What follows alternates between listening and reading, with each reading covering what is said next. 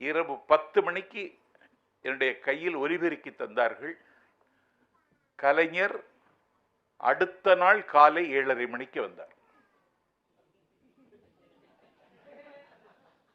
அது வரைக்கும் 9:30 மணி நேரம் நான் பேசினேன்.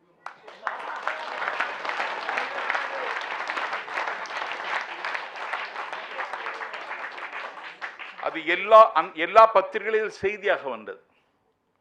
9:30 மணி நேரம் பேசினேன். தாமதமாக வந்தது தவறில்லை என்பதை விட தாமதமாக வருவது இயல்பாகிவிடும் தேர்தல் காலத்தில். அதனால தான் தேர்தல் ஆணையம் என்ன செய்து விட்டதுன்னா, விட்டா பேசிட்டே இருப்பானோ 10 மணியோட முடிச்சிடணும்ட்டான். பிரச்சாரம் என்பது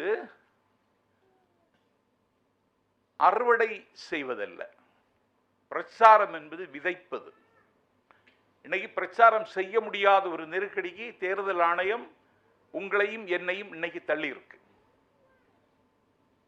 தம்பி விஜய் கோட்டீஸ்வரம் போற போகல சொன்னார், காரை செல்வராஜ், கவர்ச்சி மட்டும்தான் அவர்கிட்ட இருக்குன்னு. என்னை கேட்டால் தமிழ்நாட்டில் ஒப்பனை செய்யாத ஒரே தலைவர் விஜய் மட்டும்தான்.